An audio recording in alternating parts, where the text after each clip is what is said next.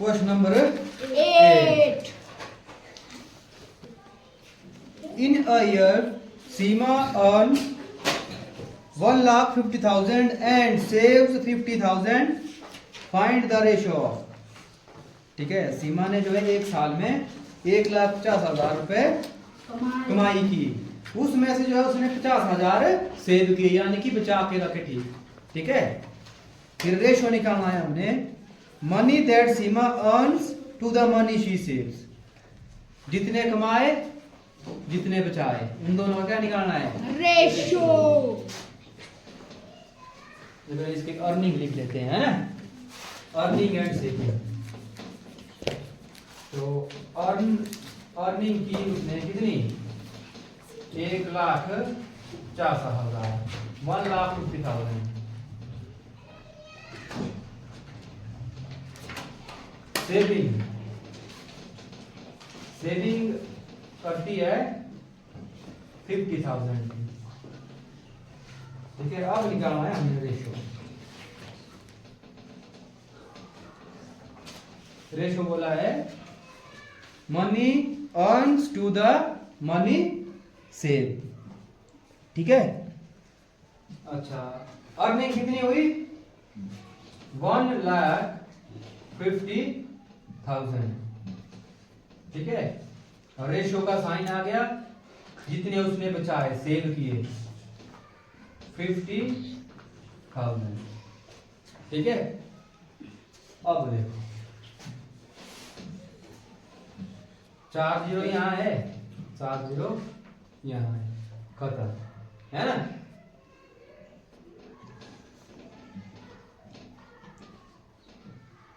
इसका मतलब होता है ऐसे, 1 0 से 1 0, 1 0 से 1 0, 1 0, ये वाली ये वाली ये वाली, कितना बचा? 15/5। रेशो कितना आया? 5 1 जा 5, 5 3 जा 15। तो रेशो आ गया 3:1, 3:1, यानी कि अगर वो 3 रुपए कमाती है तो 1 रुपए बचाती है। ठीक है, अगर वो 1 रुपए बचाएगी तो 3 रुपए कमाएगी। ठीक है, यानी कि वो तीसरा हिस्सा क्या कर रही है? बचा रही है। ठीक है, 3 रुपए कमाए और 1 रुपया उसने बचाए।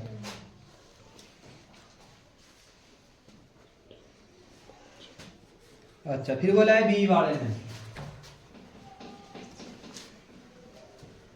Money that she saves to the money she spends. Earning की 1.5 लाख की। ठीक है, उसमें से बचाए 50,000, तो खर्च कितने किया उसने? 1 लाख, है ना। तो हमने निकालनी है सेविंग से तो स्पेंड किया, इनका रेशो कितना था? ठीक है, money she spend equal to -50,000। तो कितने बचाए उसने? 1 लाख। 1 लाख बचाए उसने। तो अब इसका रेशो निकालना है हमें। Ratio equal to money she saved to money she spending, यानी कि स्पेंड कितना किया उसने। तो पहले बोला है सेव्स के बारे में, तो पहले लिखेंगे हम सेव्स वाला। सेव कितने किए उसने? 15,000, 50,000। 50,000। और रेशो स्पेंड कितने किए? 1 लाख। ठीक है, हाँ, देखो 3 2 5, 3 1 4 4 खत्म हो गई, है ना। इन 4 से ये वाली 4 क्या गई? खत्म। कितना बचा हमारे पास? सही 10। 5/10, यानी कि 5:10। तो कितने बचाए उसने? 5 1 जा 5, 5 2 जा 10। अगर उसने 2 रुपए उसने किए, अब कितने? 2 रुपए के खर्च और 1 रुपए बचाया। 3 रुपए में से क्या किया उसने? यहाँ था ना, क्या रेशो क्या निकला? अगर वो 3 रुपए कमाती है, 1 रुपए बचाती है और 2 रुपए खर्च करती है। ठीक है, दो बार ये कितना हुआ? 3। तो देखो 2 रुपए खर्च किए, 1 रुपया बचाया, तो 3 रुपए कमाए, उसमें 2 रुपए खर्च किए, 1 रुपया बचाया। ठीक है, ये था question number 8। Question number 9। There are 102 teachers in a school of 3,300 students. Find the ratio of the number of teacher to the number of students. एक स्कूल में टीचर है, ठीक है, नंबर ऑफ टीचर कितने हैं? 102। और उसी स्कूल में 3,300 बच्चे हैं, ठीक है। नंबर ऑफ स्टूडेंट्स 3,300, ठीक है। टीचर है 102 और बच्चे हैं 3,300। Find the ratio of the number of teachers to the number of students. Ratio निकालना है, ठीक है। रेशियो क्या निकलेगा? पहले क्या बोला? Number of teachers. Number of teachers कितने हैं? 102 ratio two number of students 3,300, ठीक है। अब देखो दोनों नंबर कैसे हैं? ये भी इवन नंबर है, ये भी इवन नंबर है, ठीक है। कट हो जाएंगे ये, ठीक है। काटना पड़ता है, रेशियो में क्या पड़ता है? काटना पड़ता है, यानी कि फ्रैक्शन में काटते हैं ना हम। फ्रैक्शन का लोएस्ट फॉर्म वही रेशियो होगा, ठीक है। 102 डिवाइड बाय रेशियो जो पीछे वो आएगा नीचे, ठीक है। अच्छा काटो इसको।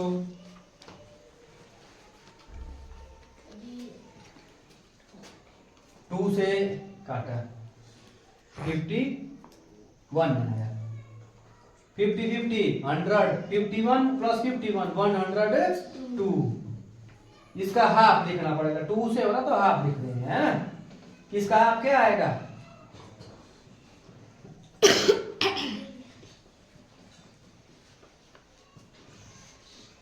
16 प्लस 16 32।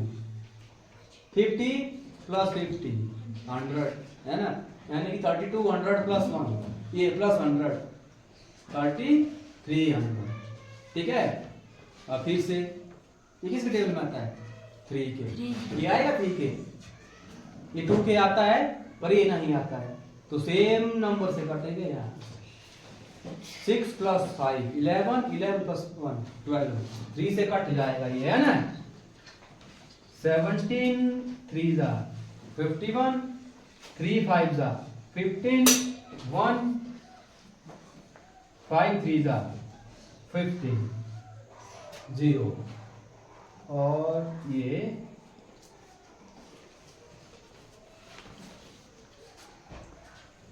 ठीक है। अब कटेगा ये, किससे कटेगा? कटेगा किसी से? इसको इससे भाग करो। 3 जा कितने आते हैं? 51 बचा 4, है ना। तो 7 2 जा ये नहीं कटेगा।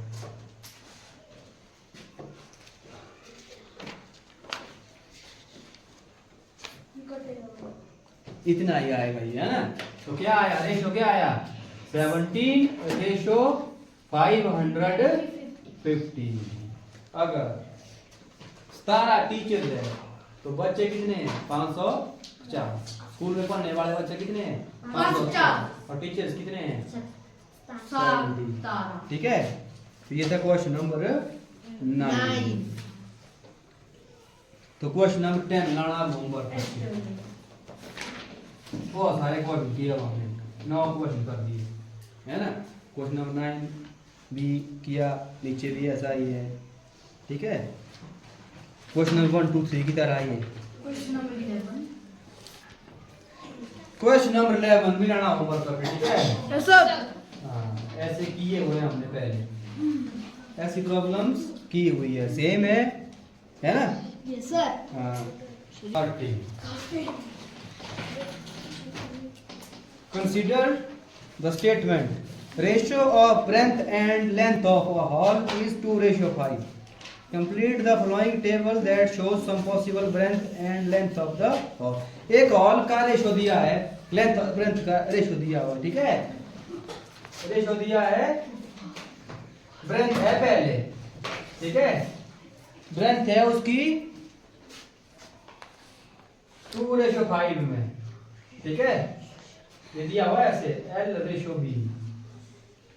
ठीक है? लेंथ इसका लिखा मैंने B/L है, ठीक है? B/L है ऐसे। अब हमने उसका नाप बताना है हॉल का, ठीक है? हॉल का क्या बताना है? नाप बताना है। समझाई बात? अब देखो, अगर मैं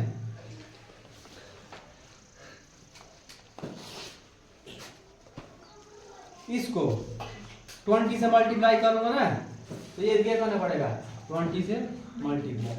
और इसको मैंने 10 से मल्टीप्लाई किया, तो इसको क्या करना पड़ेगा? 10 से 10। ताकि हमारा क्या रहा है यहाँ पर? Ratio same. रेशो क्या रहना चाहिए? सेम। काट क्या रहना चाहिए? 2:5, ठीक है? मैंने तुमको बताया था पहले, इससे क्या कटता है? HCF कटेगा, यानी कि एक सेम नंबर कटेगा इसमें, यानी कि कॉमन फैक्टर कटेगा, ठीक है? तो हो सकता है 40:100 हो सकता है 20:50 हो, ठीक है? जो इसकी इस वो एक हॉल की जो लेंथ हो सकती है, ठीक है? और भी आ सकती है इसकी, ठीक है? ये मीटर में मीटर क्या मीटर नहीं करते हैं, है ना? इसमें आया, ठीक है? कोई भी आ सकती है इसमें। फिर क्वेश्चन नंबर 14 है, खुद करना है। टेबल वाला है ना? टेबल वाला किया ना हमने पहले।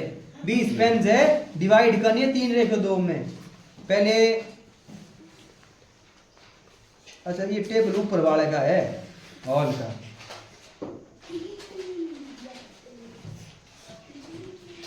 ठीक है, बीच में डाल दिया हुआ है। हाँ, इसमें भर देना है ना। देखो 2:2 से 2 5 10, 5 5 15। तो फिर ऊपर कितना आएगा? नीचे 50 है, तो ऊपर कितना आएगा? फिर 20 आएगा, है ना? ये वाला है पहले बॉक्स के लिए, फर्स्ट बॉक्स के लिए ये, और ये वाला है सेकंड बॉक्स के लिए, ठीक है?